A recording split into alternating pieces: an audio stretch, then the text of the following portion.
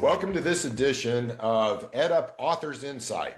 We're very excited about this segment of EdUp Insights because it really turns to the voices, the words, the mediums that kind of help guide where we are current state and what's opportunity forward in terms of future state. It is where these thought leaders meet. And as we think about Authors Insight, I couldn't be more grateful for my co-host, Mike Nitzel.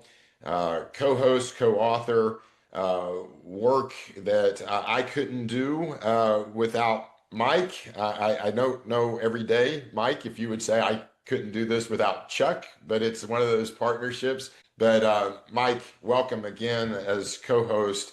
We're grateful to have your perspective in this important conversation. Well, thanks for including me, Chuck, and certainly it has been a long and productive partnership. I've enjoyed it greatly, but this is a new chapter for us, and I'm really pleased to be part of it. Thank you.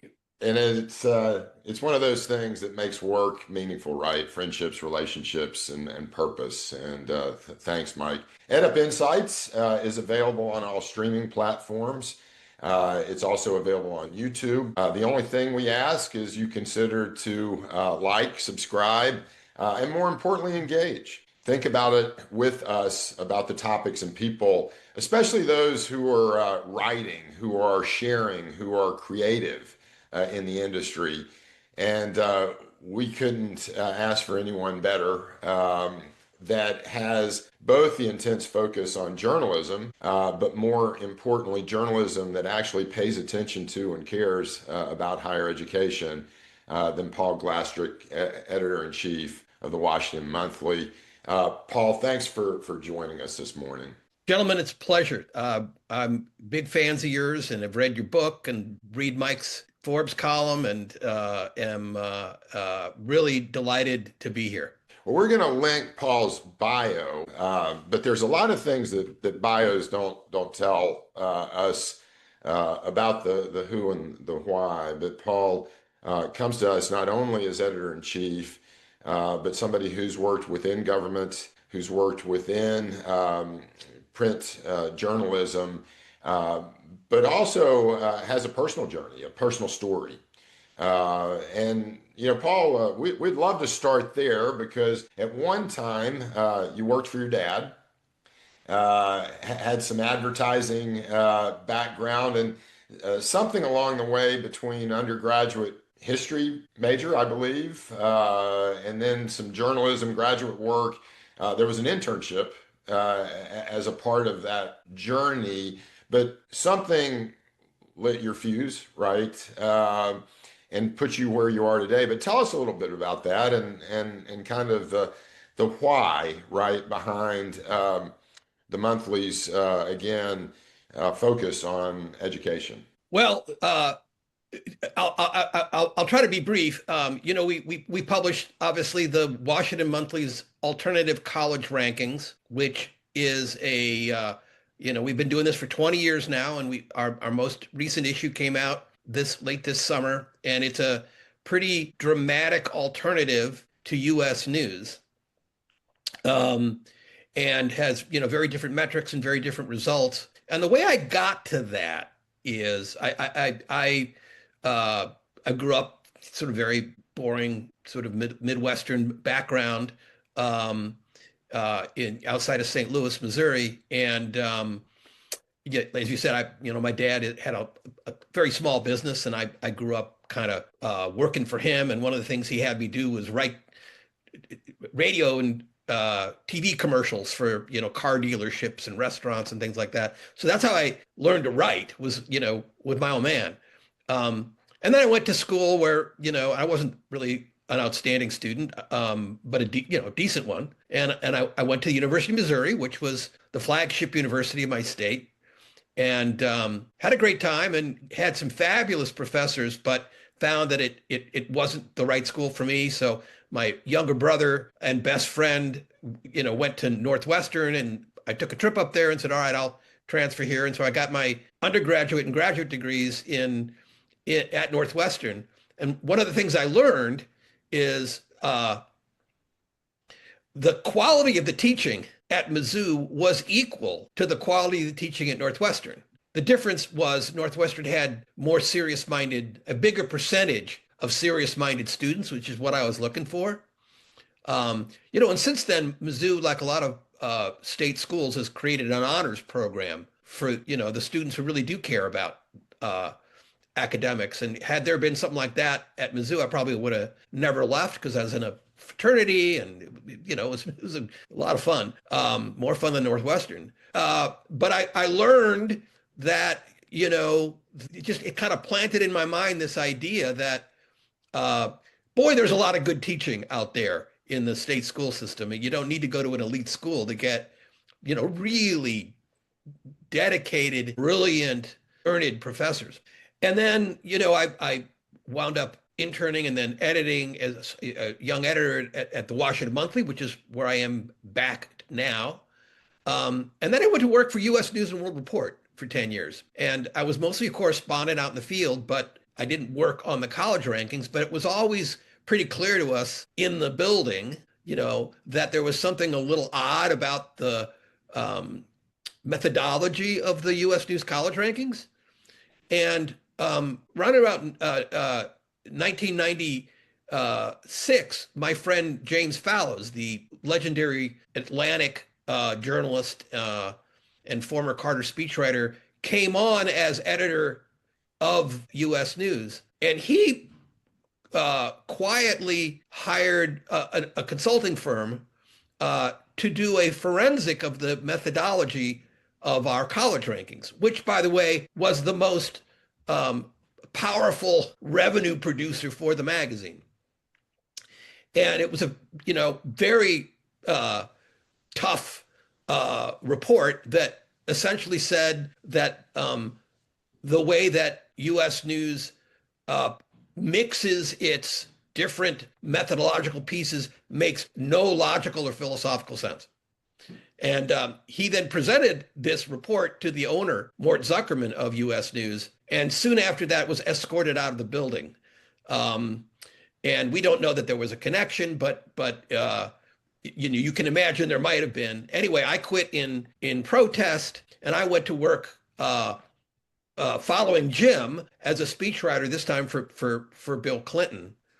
And this was right after Monica and all of that. It was a crazy time. And one of the things I inherited, because I was the newest person on the speechwriting staff, was writing about about education, mostly K through 12, but also higher ed. So I developed some, just you write enough speeches and you work with the policy folks, you develop an interest in it. And when I left the administration, I wound up taking over from the founder, Charlie Peters, the Washington Monthly as editor-in-chief. And, during that time, for reasons that nobody can explain, that consulting report that trashed U.S. News's methodology wound up at the hands of a reporter at the Washington Monthly. And we wound up doing 2 big deep dive investigations of U.S. News and really found it very wanting. Not that we disagree with the idea of ranking colleges. We actually think that's a fine thing to do. You can rank football teams, you can rank students, you can rank cars, you can rank it, rank colleges too. But that the way that they did it, the way they still do it, supercharges all that is wrong with the higher education system as we thought. And after a couple of these big investigations, we said to ourselves, if we're so smart, let's come up with a better ranking system. So I hired the woman who did the consulting report. It was the National Opinion Research Center. And I said, help me create an alternative to U.S. News based on measures that, if colleges compete to do well on, we have a better higher education system.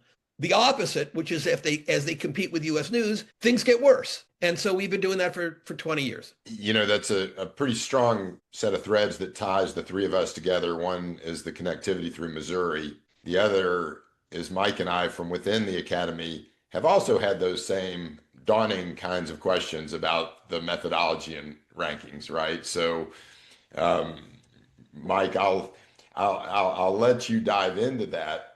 From various roles, policy, academic leadership, but then institutional leadership that you've had.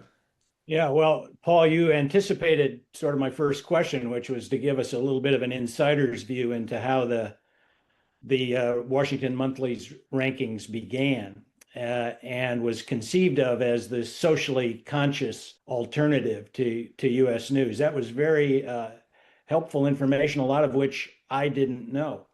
I'd like you to talk a little bit about the impact that you think your rankings have had on higher ed, also on other ranking systems, because one of the things I've been interested in recently is what I would say is a convergence to some extent by other ranking systems, Forbes being an example, uh, a convergence onto what Washington Monthly began 2 decades ago. What's your take on that? I think there's a lot to that. So the best way to understand what you're, what the convergence is to kind of explain the difference between how US News does it. And frankly, a lot of the rankings still do the same thing, and what we do and increasingly others do. And the easiest way I can explain it is US News, and this is oversimplifying, but it's basically right, rewards colleges for three things. Number one, exclusivity. How many students want to get in that they don't let in, right? And this is something most other ranking systems also factor in. And when you do that, you've basically said to 95% of students, this is a great school and you'll never get there, right? The measure of excellence is you can't get in. It's sort of the idea that the best colleges are like country clubs, right? Except instead of golf, they have lectures, and only the best people get in. The second thing they measure is wealth. Literally, how much money do the schools spend on their students? And when you're only letting in students with the highest SAT scores, you're in reality disproportionately letting in students from affluent and very wealthy families, because that's who went to the most academically well invested in high schools. Those are the families that teach their kids from an early age to, struggle every day to get in to the best schools they can so that they can stay in the affluent class. So you have more money to spend, right? So it's a kind of self-referential measure. And then the third thing they measure is prestige, right? US News has this survey that, again, a lot of the other ranking systems use, where they ask people like, you, Mike, and Chuck, when you were presidents of universities or upper echelon of universities, they said, what do you think of all the universities? We're the best. And I don't know how, if you're at, University of Missouri, how good Princeton is. You don't have any better idea than anybody else. But you say, oh, well, it's got to be Princeton. High school, right? The cool kids are the ones that everybody says are cool kids. You can't really put your finger on why, but I guess they're the cool kids. We created a very different system. We said, what are the things that the average student needs measured in order to make proper decisions for their investment in higher education? And oh, by the way, taxpayers put a lot of money into higher education, about $500 billion a year, by the way, works out to about $1,700 per taxpayer going into the higher ed sector at all levels of government. What are the best return on investment for the taxpayers? What do they want? And we said three things. Number one, upward mobility. We all, I think, agree college should be centered on helping students of modest means, get the education and the skills and the networks they need to get into the middle class or stay in the middle class or maybe better. And so we created this set of measures on that. And then we said, we think the public students and the public want colleges to do research, right? To create the innovations and educate the scholars who drive human flourishing and economic growth. And then third, what we call service. We want colleges to prepare students to enter their democracy and participate and, give of themselves because otherwise we can't have a democracy. So we reward things like number of students on ROTC at a campus, or the percentage that do work study that is community service oriented, or go into professions like nursing or social work. So instead of exclusivity, wealth, and prestige, we said upward mobility, research, and service. And when you do that, you just get a different set of colleges that do well. And this year in our rankings, the about half the colleges in the top 30 are elite schools, like you'd expect, the Yales and the Harvards and the Stanfords. But the other half are regional public universities and small non-selective colleges that are largely unknown outside their immediate areas or their states. Yeah, if you look at the top 20 in Washington Monthly versus the top 20 in any of the other well-known ranking systems, you do see a unique pattern of schools. For example, if I recall correctly, Berea College was your number one ranked school. Yes. This year. Is that right? Yeah. Which is another source of connection. Personally, I was for years at the University of Kentucky, and so I've been on Berea's campus many times, served lunch by their students, all of whom must work, and none of whom have to pay tuition at Berea. So for a college, now Berea has a very nice endowment for a small college, but that's a model of a college that takes students from very modest, even low-income backgrounds, many from Appalachia, and gives them a superb education. But you find schools like California State University campuses as well, mixed in with, as you say, some elites. I think that is a unique quality that really pops out at you when you see the Washington Monthly rankings, is the array of schools, many of which probably shock people who read it and are expecting the usual suspects to show up.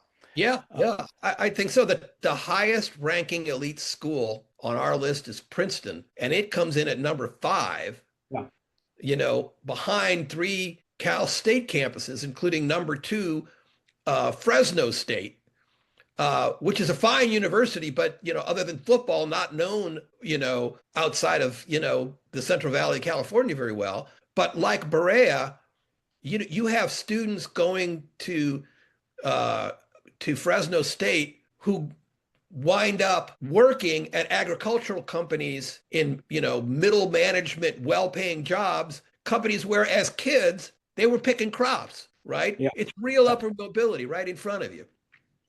To get back to Mike's question, Mike, your question, other rankings are moving in our direction, right? Forbes looks at ROI too. Even U.S. News has an upward mobility measure now. It doesn't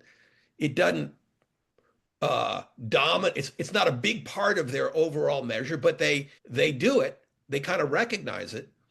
And you've seen a lot of schools use Pell Grant recipients as a proxy for underserved students. Yeah. And how do those Pell students do compared to students who didn't need Pell to afford to go to college? In the last 5 years or so, that measure has been creeping into a number of the ranking systems. And I think you were one of the first to do that. We were the first to do it. I think Education Trust, which is a nonprofit that's, focused on a lot of the same stuff. They had some data that was similar to ours. And I don't know if it came out before or after us, but for a long time, we were the only ones, literally tracking college performances based on Pell and comparing that performance to the average college, similar college, and giving points to those who recruited and graduated. It's not just recruiting, it's graduating, a higher than expected percentage of Pell. And that has really become kind of universal now. It was helped by the fact that the Obama administration, you may recall, created better data. And we were calling for this in our pages for quite a few years, where now you can get data on the earnings of students, 10 years after they start college. And with that data mixed with the Pell data, you can begin to get a really better sense of the ROI of these institutions for different demographic groups. And we measure it at the monthly based on a median income family. What we're not looking at the rich, we're not looking at just the poor, we're looking at medium income families and below. Right. And that's how you get such extraordinary colleges at the top like Berea and Fresno. And really, I don't want. Paul, all three of your metrics, right? Social mobility, research that really solves the most pressing problems, right? There's a value to the research that is community based, and then the sense of democracy and civic responsibility. You and I have talked about those that serve the most at-risk students best as a measure of long-term viability. How do you see, I mean, in all of this, it suggests that you see higher ed as part of the solution for more systemic, more cultural, more societal than just solving higher ed's problems, right? Or ranking college. 100%. And, we are living in a period of time, which we warned would come, where there's a lot of controversy about higher ed. Everyone is asking the question, is college worth it? And, our answer has always been absolutely. It depends on which college. And absolutely, but it depends on price. Look, my Toyota Corolla is a fine car at $35,000. $70,000? Is it worth 70,000? I don't think so, right? So it's the same college can be a great value at a reasonable price and not a good value at a super inflated price. And that's what people are feeling. And that is what has happened with higher ed over the last, since 1994. The price of a all-in inflation adjusted, tuition at a 2-year college has almost doubled, and at 4-year colleges it's more than doubled. So people are angry, and there's the whole political thing about woke and all that gets fed by politicians on the right. But fundamentally, people are worried about value. What we're trying to say is there are plenty of value colleges out there. Go looking for them. Look at the top 30%, 40%, 50% of colleges on our rankings, and you're going to get a good education at a decent price. But we also need reforms at the federal, state, local level that bring that price point down and increase the quality of what students are getting. You and I, the three of us have talked about this, what those reforms are. But, in addition to our ranking, the magazine every year in its college issue has some deep dive journalism into solutions that are being tried out there that need to be tried. And so, on the one hand, we're great boosters of higher education. It is very clear that jobs today that require at least some post-secondary education, something after high school, doesn't have to be a BA, but it needs to be something. And the BA is the one that really secures a place in the middle class, especially for people of modest means.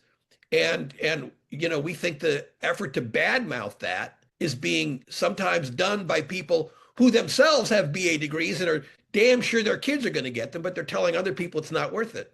But at the same time, it needs reform.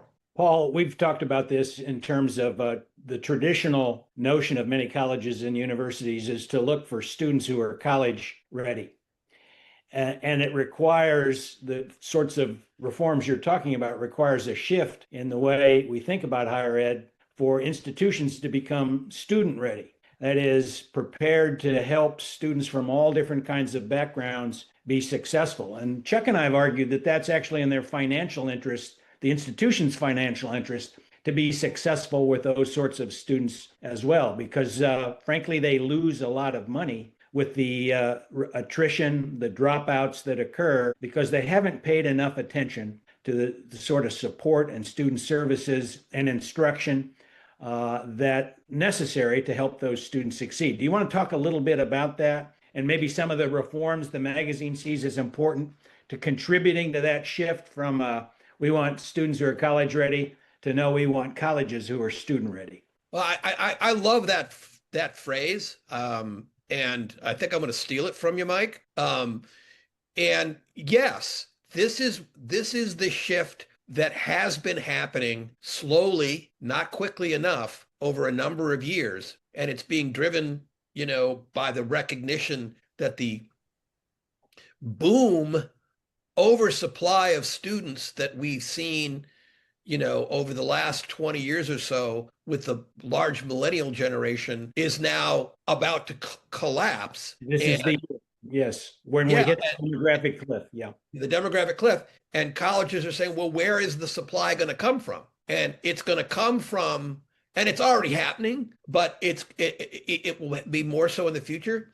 Students who are less prepared, students who may be perfectly prepared, but they're already in the workforce. They already have families. They can't fit their schedules into, the loosey-goosey, world of, on-campus life where, you sleep in and get up at 10 in the morning, you have a class, and then you go have coffee. They need structure. It needs to work for them. It needs to work for their off-campus, their jobs that they have to pay the rent. And colleges are slowly learning to adapt. Hell, there's a market for higher ed in prisons that a number of universities are beginning to tap because there's millions of inmates who are going to be cycling back into the workforce, and they're stuck. And at least some of them would like to get some training and a degree, and and policies can help, right? Under Obama, they created a Pell Grant for inmates, which I'm pretty sure the Trump administration got rid of. I forget, but it's it's controversial, but it's needed. And when you look at the colleges that do well on our rankings, they tend to be the colleges that have put in place the systems that serve those students. Right. Whether it's, first of all, reasonable tuition, right? But also decent online offerings, childcare. There's just a host of things, good counseling, a host of things that colleges can do to make sure that they meet students where they are, and they're thinking every day about how those students can succeed. Georgia State is famously known for an innovation that a lot of other colleges have now picked up on, which is digitally looking at warning signs that students are about to drop out. Right. Things like, dropping 2 classes their first semester of their freshman year, intervening, finding out what the problem is, helping solve the problem, getting the students over the hump. And you guys know better than I do, having run colleges, that freshman year is really tough. A lot of students don't make it. Or states and colleges have done a better job anyway of reaching out to students who have a few credits from this community college and a bunch of credits from this 4-year college, but they never got a degree, and saying, hey, we can mix and match your credits, and with a little bit more time on campus, you can get a 2-year degree or even a 4-year degree. Right. So there's a lot that can be done, but a lot of it requires real attention from the federal government and from state governments that, sometimes is there and sometimes not. Paul, let me shift gears a minute. It's been a tough year for higher ed as far as its interactions with the Trump administration. Project 2025 has come to higher ed this year. Even though President Trump initially disavowed any knowledge of it, its details are being worked out daily, with higher ed often a focus. We've had research funds restricted. We've had several universities targeted with what appear to be investigations where conclusions are made before the facts are gathered. We've had attacks on international students, new proposal to restrict visas for international employees. It's been a hard year. Many of those, much of that campaign targets elite universities in ways that we would have, frankly, some sympathy with. However, it's done with clearly some pretty hostile intent. How do you view this situation where the Trump administration is capitalizing on suspicions that the public have about elite institutions, about expertise in general, without letting it go the full distance that it has gone and resulting in a real attempt to undermine much of what is good about higher ed? Well, I think you just stated the situation very precisely and fully. That is what's happening. And I would add that the same techniques of investigation, cutting of funds, so forth, demanding, political ideological concessions if you're going to get money, sort of mafioso tactics, isn't just hurting elite universities. It is certainly targeted at, private, elite, highly selective colleges in blue cities and states, but it's wreaking havoc on colleges in red states and in rural parts of the country. They're losing money, they're losing grad students, they're losing international students. It's bad all over. And it's like a lot of what the Trump administration's policies do. They're targeted at Trump's enemies, but they wind up punishing his supporters. And I would say it is of mixed success right now. He has succeeded, thanks to a submissive Republican majority in Congress, in cutting billions of dollars in previously approved statutory money, which, no normal Congress would have allowed. And that's done a lot of, a damage. He has been way less successful in compelling colleges to toe his ideological line. Yes, the compact is a good example of that. That was the compact. I mean, those 9 universities, none of them have signed on. You've had a couple who haven't rejected it out of hand, but then they open it up to everyone. And basically, you've got no takers, even when the door has been thrown open to all kinds of institutions. A couple of small colleges have indicated maybe we'd be interested, although they haven't signed up on it. You're right. I think there is a bit of a backlash against some of the overreach. But Paul, journalism has been a target as well. Independent journalism is under threat by the administration. There's a parallel here between what's happening with higher ed, what's happening with law firms, what's happening with journalism. What do you see as the best way to respond to this politically motivated intrusion and, as you call it, demand for ideological concessions on these pillars of democracy, like higher ed and journalism and the independent practice of law, those kinds of institutions?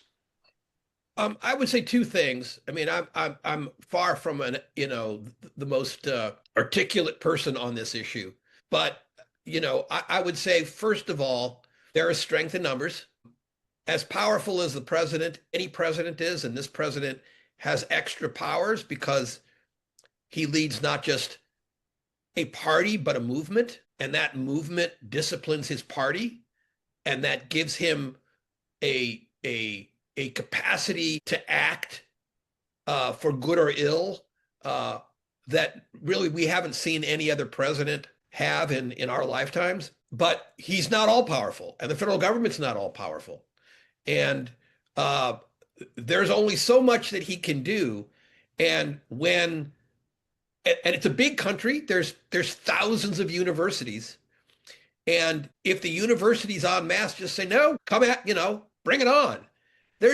He's limited, right? He's limited by the courts, which have basically called much of what he's done unconstitutional violations of the First Amendment and separation of powers and various statutes. But the more, and I have tremendous issues with elite colleges and wouldn't back off my criticisms, but we need the elite colleges here to stay strong. And we saw Columbia crumble. We saw Brown crumble a little bit. Harvard's held on. The others have held on. And I think that's why, they tried the compact. It was a kind of, instead of a stick, it was a carrot and a stick, and it's failing. Now there's 3 more years that he's in power, and there's a lot that he can try, and it's unclear how long colleges can resist. But I think journalists are ornery beasts. They don't like being told what to do, and there's a backlash every time one of these things happen. You saw it with entertainers like Jimmy Kimmel, right? The public doesn't like it. So that's the first thing, strength in numbers. And the second thing is this thing can only be resolved at the ballot box. And you just look at what happened Tuesday, last Tuesday.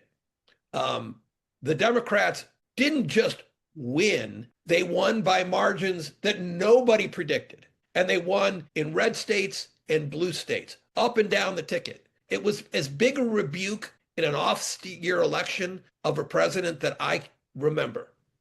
The public does not like what it sees. Now, he's got a base that loves it, and that's what he plays to. But we need to have an election to change the course of what's going on. And higher ed can play a real role in that. Okay, yeah.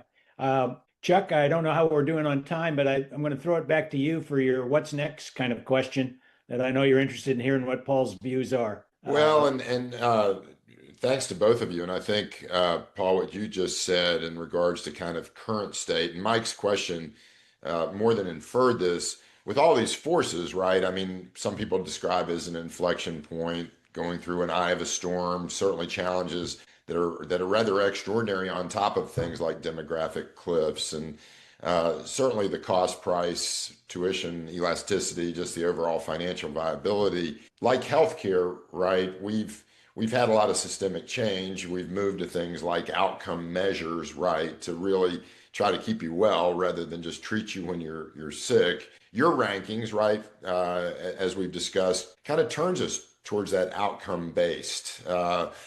It's more than an ROI, right? It's a societal ROI on the investment we make. You strongly suggest public investment, private investment, parents, students. But in this inflection point, whether it's journalism, healthcare, education, right? How should we seize this opportunity to do it differently, right? I mean, if you think about what the Washington Monthly rankings tell us, then our response, it could be within the enterprise, but more importantly, just like you said, the ballot box, taxpayers don't necessarily, they're not powerless, right, on college cost. There needs to be change. We'd all kind of acknowledge that. But thinking about this moment kind of creating the future, what does that draw to your mind? Well, let me try to answer that by giving your audience a piece of information that I think maybe they don't know, and that may surprise them. Now, the Washington Monthly for 20 years has been calling for more accountability in higher ed. The reason we do this exercise of ranking colleges is to say there are some colleges that are doing extraordinarily well with the average student and others that are really not. They're borderline predatory. And we have argued for years there ought to be consequences for that predatory behavior. And we're not the only one. Many groups, progressive as well as conservative, over the years have said, we need to reward colleges that do well, but we need to not reward colleges that are failing their students. And this has gone back and forth. There have been various attempts by various states and presidents and performance-based funding and the whole Barack Obama effort to rank colleges. And you guys probably know the story. But here's the news. Here's the good news. In the big, beautiful tax bill that the Republican Congress passed and Trump signed, as much as you might not like some of the provisions shoveling billions to the wealthy, there is statute now, there's language in there that implements an accountability system. Essentially, the worst colleges, the ones that provide degrees that don't lead to incomes any better than if they didn't have the degree, right? They literally have high school degrees. Those colleges, if they fail that test 2 out of 3 years, they lose access to federal loans. That is a win for 20 years of effort, more than 20 years of effort on the part of a lot of magazines, individuals, politicians, and it's kind of gone under the radar. I think that is a backstop, is a first stage that can be built on to create a system where we really deliver low-cost college, affordable college, quality affordable college to a mass number of Americans that we're not doing now. And Kevin Carey, my colleague at New America and Washington Monthly, has written this, I call it Kevin's unified field theory of reform, of offering a new deal to higher ed whereby the federal government guarantees a set amount of funding per student, enough to keep the university's doors open and have them be a viable institution, but with the university promising quality control on the having to meet quality benchmarks and offer students of modest means very low cost or free tuition. It's amazing, Paul, and I'm so grateful Mike's in this conversation, but that in effect is what we in some ways did in Missouri when he was working for Governor Nixon. I mean, the state appropriations covered our fixed costs, our overhead. We made a commitment to maintain flat tuition, Mike, for 8 years, 6 of 8. Yeah, 2 terms across 2 of Nixon's terms. So I'm not quite sure how many years it was, but it was multiple consecutive years. But in effect, right, to create that compact between, and then Paul, something that you just said resonates so strongly with me and feet on the ground today with leaders, right, is the transparency of not just cost and the finance side, but where we are. It's hard to fix anything if we're not truthful with ourselves and our communities and those that we serve, right? So the rankings, the transparency, the accountability,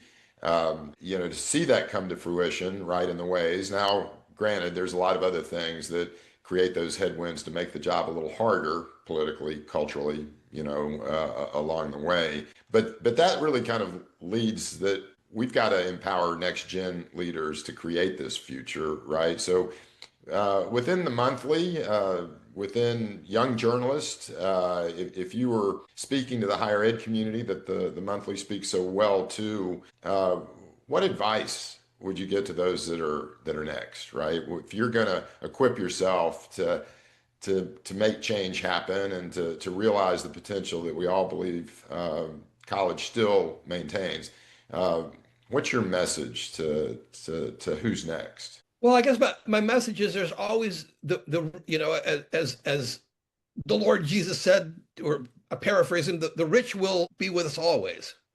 Don't worry about the rich. They're going to take care of themselves. The elites will always, land on their feet. Stop obsessing with the elite colleges. They are not your model. They are not your guide. Your guide are the schools that do right by the average American. We just need in higher ed to get out of the mentality that the best, highest use of our brilliant educations and careers is to climb up the traditional hierarchy that gets us to Stanford. The best use of your brilliance and career and education is to do right by students who most need your help. And if we devote ourselves to that, we can have a better country and a better politics. And so hopefully, and I think this has begun to happen actually, alternative ranking systems like the Washington Monthly Um, Give administrators who are trying to do the right thing cover. They can say, hey, look, we've been really focusing on getting the graduation rates of low-income students up higher to closer to the graduation rates of wealthy students. And as you two have said so eloquently, that's good for our bottom line. But we're also getting recognized by the Washington Monthly as one of the best colleges in our area. And we can go with that validation to our legislature or to our board of governors and say, validation, right? We're doing the right thing. Don't make us, reverse our path and increase our selectivity or whatever. We're on the right path, or get on that path. So that's one thing. But I do think that once we get past this particular moment and this particular administration, we're going to see another administration come in, and they're going to rebuild the Department of Education because the statute is still there. And they're going to be bringing in a lot of new blood and a lot of new talent. And we're going to be rebuilding we're going to create this new deal, I think, that I talked about, because we've always done it in our history. We had this cycle of making higher education affordable and broadly available to the public. Like, we were the first country to do that, and then slowly backing off that commitment and having it be something for the elite. And then we go through these transformations. I think we're in the beginnings of a new transformation. And if I'm a young policy person, I want to be on the ground floor of that. And I would also say at the state level right now, that's where the action is. If your audience is interested, they should read the story in the September-October issue of the Washington Monthly. It's on our website by Chris Mullen, and it's about the state of Florida, and how, even though most people don't think of Florida as some kind of beacon of higher ed quality, it really is. They outperform a lot of other states on our metrics, and they do so because they've had a very centralized, focused governance structure and a political commitment over a century to keeping costs down for in-state students of modest means. And a lot of states do not have that structure. They do not have that commitment, and they need to. And they can learn a lot from the Californias, from the Floridas, from what you all did in Missouri. A lot of when we're measuring colleges, you're measuring individual colleges, but you're in terms of the public universities and colleges, you're measuring the states, you're measuring their capacities, their commitment, and so there's a lot of work right now to be done at the state level. Yeah, and Paul, I think Mike and I would agree that not just the Washington Monthly rankings, but also your perspective as a voice and a leader. It's not simply just fixing what's broken, right? This is, as you're saying, what's next?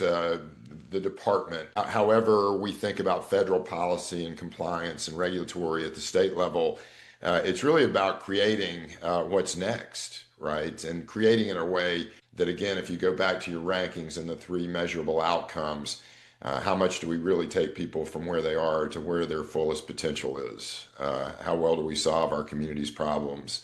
How do we refine democracy within the forces that we're currently under? A huge thank you, Paul. I think I say this to you and Mike both, right? For publications like Forbes and Washington Monthly that care about college and its value, and challenge us in ways to consider doing it better, because we know we have to. Mike, any last final thoughts? I would just add that Paul shared a lot of information that even you and I, Chuck, who followed Washington Monthly's work closely, was new. I appreciate it a great deal. I thought it was very enlightening to hear about the history of the rankings, but more than that, the influence that they have had and can have in charting some new priorities for higher education.